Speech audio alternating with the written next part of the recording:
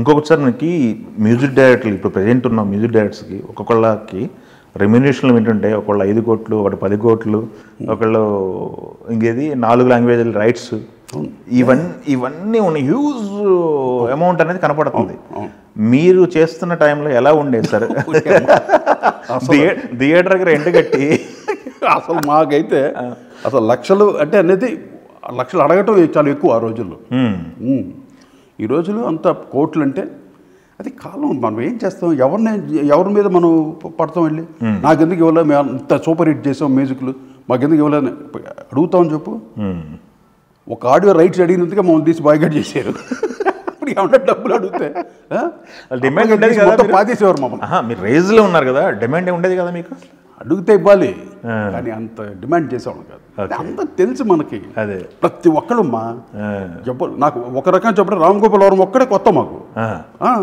వర్మ ఒక్కడే కొత్త. హైదరాబాద్ వచ్చాడు అతను డైరెక్టర్గా, ఇక్కడ స్టూడియోలో పనిచేస్తూ అన్నపూర్ణ స్టూడియోలో. అలాగే మాకు మిగతా దాసనారాయణరావు అసిస్టెంట్లు, తర్వాత దాసనారాయణ గారు అసిస్టెంట్లు, తర్వాత రవిరాజ పెన్శెట్టి గారు అసిస్టెంట్లు, ఇలాగా ఈవి గారు అసిస్టెంట్లు, వీళ్ళందరూ డైరెక్టర్లు అయ్యారు. వాళ్ళతో వర్క్ చేసాం మేము. అదేనా రాఘవేంద్ర గారు అసిస్టెంట్లు. అందువల్ల మాకు ఇండస్ట్రీలో అందరూ ఒక ఫ్యామిలీలా ఉండేవాళ్ళం బ్రదర్స్. మాలో మేము డిమాండ్ చేసుకునేవాళ్ళం. ఒకవేళ నేను అంత పీకిల్ డిమాండ్ చేసినా కూడా ఇచ్చి తీరాలి వాళ్ళు. అప్పుడు మేము రాజ్కోటి ఎవరు లేరు అక్కడ వెనకాల, 100 కిలోమీటర్స్ ఎవరు లేరు మా చుట్టూ, ఇవ్వాలి. కానీ వీ నెవర్ డిమాండెడ్. ఓకే. రాజు అంత స్వీటు, వాడికన్నా నేను కొంచెం కోపిష్ని. రాజు అన్న చాలా సాఫ్ట్, మెత్తవాడు. కానీ సరే నేనేదైనా చెప్తే కూడా రాజు వద్దురా కానీ చేద్దామంటే ఓకే కోటి నువ్వు ఎలా చెప్తావు ఓకే అంటే ఇలా కూల్గా ఉండేవాళ్ళం. అలాగా జరిగిపోయింది అన్నీ. ఇప్పుడు అన్ని సూపర్ హిట్ అయినా కూడా ప్రొడ్యూసర్ కానీ మాకైనా గిఫ్ట్ ఇవ్వడం కానీ ఇంతవరకు ఎవరు ఏం చేయలేదు మాకు. అది కూడా ఇవ్వలేదు మాకు. చెప్తున్నా అన్ని హిట్లు ఇచ్చాం. ఏది ఒకటి పిలిచి రే ఇంత బాగా చేశారా మ్యూజిక్ వల్ల అసలు ఎంతో ప్లస్. మేము ఇవన్నీ పట్టించుకుంటే ఎన్నో ఉంటాయి కానీ మనం ముందుకు వెళ్ళాము. అన్నీ లైట్గా తీసి పారేసేవాళ్ళు అంతే. చిరంజీవి గారు చెప్తుంటారు చూడు, వెరీ లైట్. ఏదన్నా అలా చూసి చోటు వెళ్ళిపోతూ ఉండాలి, విన్నట్టు వెళ్ళిపోతుండాలి. ఆ మెథడే ఫాలో అయ్యాను.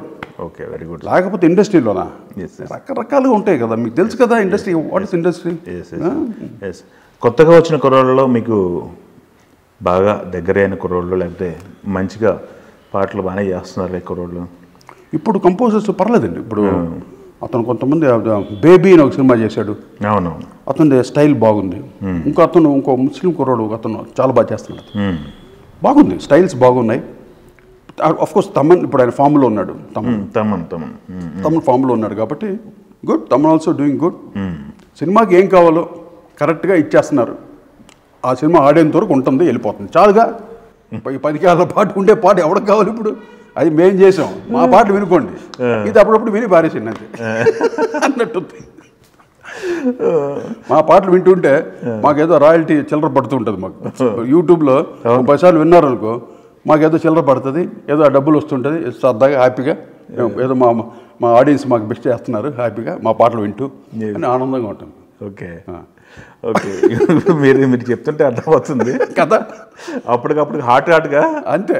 అప్పుడు సినిమా ఉన్నంతరికే, అది ఆ సినిమా థియేటర్లు ఉన్నంతరికే ఉంటాయి ఆ మ్యూజిక్ కానీ పాటలు కానీ. తప్ప టపా ఎత్తి పారాటం మళ్ళీ నెక్స్ట్ వాట్ ఇస్ నెక్స్ట్ అంటే అది మ్యూజిక్ డైరెక్టర్ తప్పు కాదు నేను చెప్పేది. అదే టోటల్ టెక్నాలజీ కానీ ఆడియన్స్ పల్స్ మూడ్స్ కానీ ఎప్పటికప్పుడు కొత్తదనం వెళ్ళిపోతుంది, అలా మారిపోతుంది.